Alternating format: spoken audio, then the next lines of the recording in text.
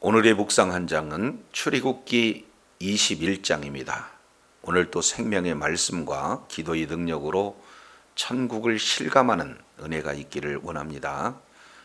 이제 출애굽기 1장부터 18장까지 내용은 구원 사건이 주로 기록이 되고 있다면 출애굽기 19장부터 이 내용은 이제 시내산에서 언약을 중심으로 이렇게 말씀하고 있는 내용이 소개가 되고 있습니다. 특히 언약 백성에게 이제는 출애굽기 19장에서 언약을 맺으시고 20장부터 23장까지 이 전체 내용이 바로 언약법에 대한 내용들이 소개가 되고 있죠. 그래서 이제 구체적으로 20장 22절부터 시작해서 23장 33절까지 언약법을 크게 7개의 그런 언약법으로 이렇게 나눠볼 수가 있습니다. 그래서 출애굽기 20장 22절부터 26절까지 이 제단법, 이 내용은 언약법 전체의 서문에 이렇게 해당이 되어지고, 그래서 21장 1절부터 이제 첫 번째 언약법이 이렇게 적용이 되는데 1절부터 11절까지 이 내용이 바로 노예법에 대한 내용이 소개가 되고 있어요. 자, 그 중에 21장 9절을 조금 더 살펴보시죠. 21장 1절, 내가 백성 앞에 세울 뭐라고 그랬습니까? 법규는 이러하니라. 그래서 여기서 내가 백성 앞에 세울 법규라고 하는 것은 이 율법의 하나의 규칙, 이 내용을 법규 이렇게 표현을 할 수 있는 내용입니다. 자, 그래서 21장부터 23장까지 7개의 언약법, 이 내용들은 십계명의 해석이다. 그래서 모법은 십계명이고 그 십계명을 삶 속에 어떻게 적용할 것인가 하는 그런 내용들을 이렇게 말씀을 하고 있어요. 그래서 31절 잠깐 보실까요? 아들을 받든지 딸을 받든지 이 멋대로 법규대로. 그래서 이제 21장 이 내용은 법규에 관련된 내용, 그 중에 첫 번째 법규가 어떤 내용인가? 종에 대한 것을 지금 말씀하고 있어요. 그래서 2절 내용을 보면 내가 히브리 종을 사면 그는 6해 동안 섬길 것이요 7해에는 몸값을 물지 않고 나가 자유인이 될 것이며 이렇게 말씀을 하고 있어요. 그러니까 히브리인들은 일시적으로 종이 될 수는 있어도 영원한 종이 될 수가 없다. 그래서 히브리 종은 6년간은 섬길 수 있으나 7년째 되어지면 어떻게 되는 거예요? 값없이 몸값을 지불하지 않고 자유하게 된다. 그래서 자유법, 노예의 자유법에 대한 내용을 이렇게 선포하고 있는 것을 볼 수 있습니다. 이것은 아주 파격적인 그런 어떤 내용이고 10계명 중에 1계명에 해당되는 이 내용을 적용하는 법이기도 해요. 그러니까 하나님의 형상과 하나님의 모양대로 지음받은 자들은 이제는 오직 누구만을 섬겨야 되느냐? 하나님만을 섬긴다. 다른 말로 하나님만이 주인이지 어떤 것도 이제 그의 주인이 될 수가 없다. 그래서 하나님 외에 다른 어떤 것도 있어서는 안 된다 하는 이런 부분입니다. 그래서 결국 하나님 안에 있었을 때만이 우리의 자유를 누릴 수 있는 그런 어떤 내용이 되어지는 거죠. 지금 많은 사람들은 때로는 돈의 노예가 되어지고 또 뭡니까? 아주 지식의 노예가 되어지고 명예의 노예가 되어지고 자녀의 또 노예가 되어지고, 사실은 이런 하나님만을 섬겨야 되는데 하나님 외에 또 다른 것들을 이렇게 섬기는 그런 모습들을 볼 수가 있습니다. 그래서 우리 주님께서는 원하는 것은 종 제도에 대한 그런 내용에 대해서 어떻게 해요? 예, 해방하는, 자유하는 그런 어떤 법규들을 지금 말씀을 하고 있습니다. 그러면서 예를 들어서 말씀하죠. 자, 3절 내용을 보니까 만일 그랬어요. 예를 들어서 설명하는 겁니다. 그가 단신으로 왔으면 단신으로 나갈 것이요, 장가를 들였으면 그 아내도 함께 나가려니와. 예, 그래서 히브리 남자 종이 자유를 얻게 되는 그런 어떤 내용이에요. 근데 또 하나, 만일 4절부터는 또 다른 케이스를 말씀하고 있습니다. 이제 그 상전이 그에게 아내를 주어서 그가, 아내가 아들이나 딸을 낳았으면 그의 아내와 그리고 그의 자식들은 상전에게 속할 것이요 그는 단신으로 나갈 것이다, 이렇게 말씀하고 있어요.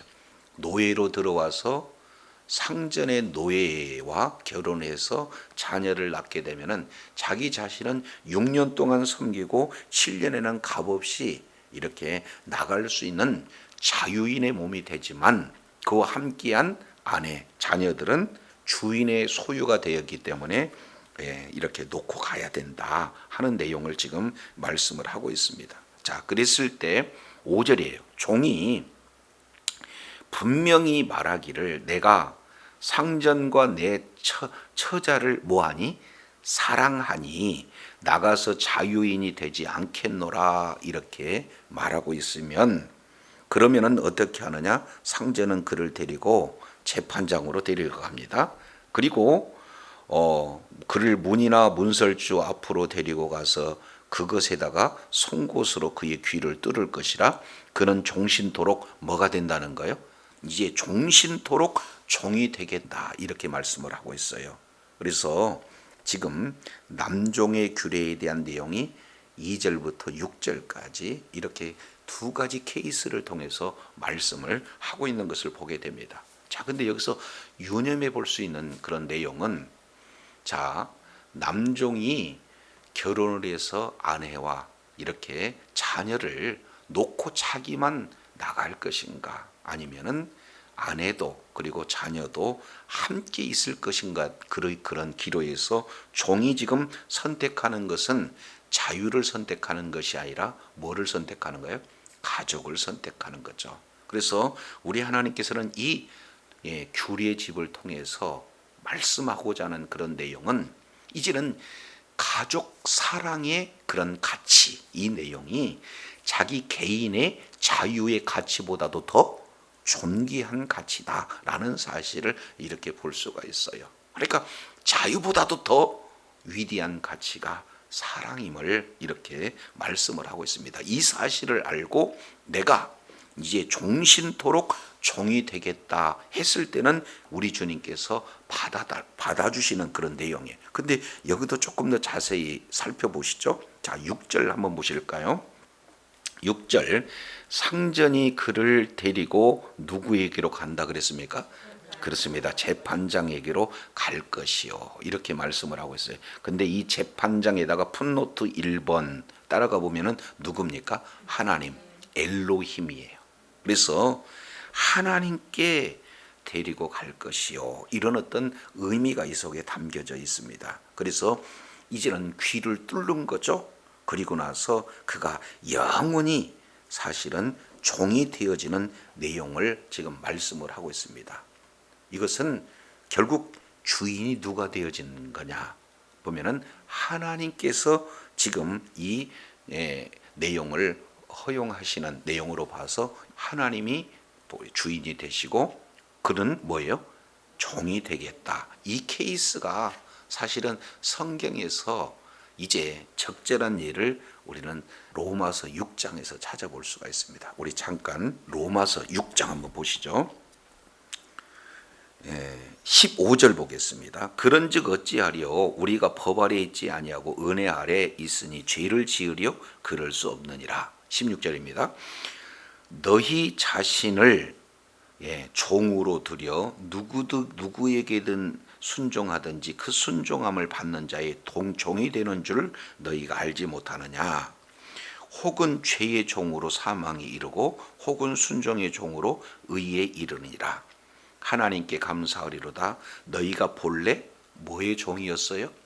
그렇습니다. 죄의 종이었더니 너희에게 전하준 바 그 교훈의 모본을 마음에 순종하여 이제는 죄에서 해방되었어요. 죄에서 자유를 얻었습니다. 그래서 뭐가 됐다는 거예요? 그렇습니다. 의의 종이 되었다. 그러니까 지금 애굽에서 종되었던 우리 하나님께서 값을 지불하고 어떻게 됐습니까? 우리를 하나님의 백성으로 자리를 신분을 옮기셨어요. 그리고 이제 언약을 이렇게 세우시는 구체적인 내용 가운데 가장 먼저 우리 주님께서 이제 법규로 주신 내용은 종해방법에 대한 내용을 말씀하고 있습니다. 그러면 우리는 이제 애굽 바로의 종에서 해방돼서 하나님의 종이 되어지는, 하나님의 백성이 되어지는 이스라엘의 백성들, 이 내용을 통해서 신약에서는 우리가 죄의 종이고 마귀의 종이고 세상의 종이었어요. 모든 물질의 종, 명예의 종, 하나님보다도 더 섬기는 그런 여러 가지 종로로 타고 있던 우리가 이제는 진정한 주인을 사랑해요. 그리고 자유보다도 가정을 더 사랑해요. 그래서 주 안에서 하나의 가정 공동체를 이루기 위해서 내가 이제 영원히 종이 되겠다 하는 그 종은 누구의 종이냐? 하나님의 종이고, 오늘 사도 바울은 누구라고 표현하고 있습니까? 의의 종으로 산다. 그래서 사도 바울은 이 인식에 변함이 없습니다. 그래서 서신서 전체 내용을 통해서 보면은 사도 바울이 자기 자신을 소개할 때 나는 예수 그리스도의 종이요 사도된 바울은 이렇게 표현하는 내용들을 살펴볼 수 있어요. 그래서 사도 바울은 이제는 더 이상 죄의 종이 아닌 예수 그리스도의 종으로, 예수 그리스도의 노예로 끝까지 예수님만을 섬겼던 그런 사역의 모습들을 우리가 살펴보게 됩니다. 그래서 우리 역시 마찬가지로 죄에서 자유를 얻었다, 죄에서 해방되었다, 죄에서 구원받았다, 굉장히 중요한 내용이지만 여기서만 머무르는 것이 아니라 우리는 어떤 종이 되는 겁니까? 그렇습니다. 의의 종. 그래서 마땅히 이제는 예수 그리스도를 믿는 믿음으로 이제 의가, 예수 그리스도의 의가 우리들에게 전가되어서 의인이라고 칭함받는 우리는 이제는 의인답게 이제 구원받는 하나님의 백성답게 사는 그런 어떤 내용이 사도 바울의 모습을 통해서도 볼 수가 있습니다. 그래서 이제 그때 당시 고대 근동 이 전역에서 노예를 자유하게 하는 법은 어떤 곳에도 없어요. 그러니까 6년이 지나고 난 다음 7년의 자유가 이루어진다 그러면은 주변의 모든 그런 어떤 나라의 사람들은 종이 될 수밖에 없는 절박한 환경이 있다면 어떤 나라의 종이 되기를 원합니까? 바로 이스라엘 백성들 그런 주인의 종이 되기를 원해. 시간이 되어지면은 자유도 이렇게 주는 그런 내용이기 때문에, 그래서 모든 전 이제 세계에 종제도가 만연되어 있기 때문에 법규를 이렇게 바꿀 수 없는 그런 상황이, 그럼에도 불구하고 예수 그리스도를 믿는 믿음의 공동체, 바로 교회 공동체를 통해서 종되었던 자가 신분이 어떻게 됩니까? 이제는 자유함을 얻어서 이제 이렇게 종이 아니라 하나님의 자녀가 되어지는 내용을 볼 수가 있습니다. 그래서 초대교회예요. 신분적으로 종되었던 자가 예수 그리스도를 믿는 믿음으로 이제는 주인이 예수를 믿었다 그러면은 이 내용을 통해서 어떻게 해요?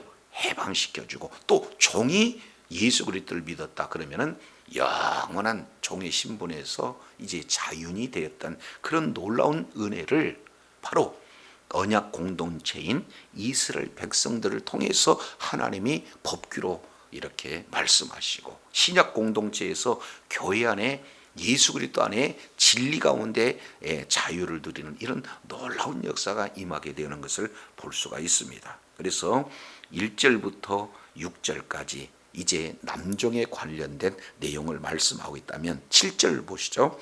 7절 부터 11절까지는 여종의 경우를 이렇게 말씀을 하고 있어요. 사람이 그 딸을 여종으로 팔았으면, 다른 말로 주인이 딸을 여종으로 받아들였다면 그는 남종과 같이 나온다, 나오지 못한다? 나오지 못한다는 거예요. 6년을 섬기고 7년이 된다 할지라도 나올 수가 없어요. 그러면은 어떤 내용이 되어지는가? 8절 보겠습니다. 8절, 만일 상전이 그를 기뻐하지 아니하여 상관하지 아니한다. 여기서 상관이라고 하는 것은 성관계를 말하는 거예요. 그래서 그를 속량하여 하게 할 것이나 상전이 그 여자를 속인 것이 되었으니 외국인에는 뭐한다? 팔지 못한다. 그러면 결국 여자를 종으로 받아들인다는 것은 단순하게 종으로 받아들이는 게 아니라 어떻게 해요? 아내로 받아들인다는 의미예요.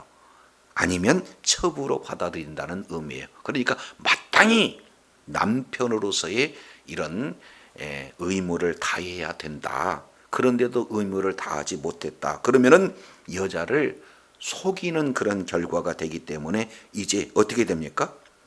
값없이 이렇게 자유를 줘야 되되, 여기서 주의사항 내용이 첫 번째, 타국이기는 팔지 마라. 왜 그렇습니까? 언약 백성인 이스라엘 백성들에게만 종해방법이 있지 다른 타국이기는 그런 이렇게 종의 해방법이 있기 때문에 보호를 받을 수가 없게 되는 거죠. 자, 그런데 그 여인을 이제 종으로 받아들였을 때는 자기 자신이 아닌 자기 아들에게 주기로 할 경우에는 이제는 그를 종으로 대하라는 거예요, 딸로 대하라는 거예요. 그러니까 이미 종이 아니라 자유가 주어지는 몸이 되어진다. 이 부분들을 말씀하고 있어요. 세 번째 케이스입니다.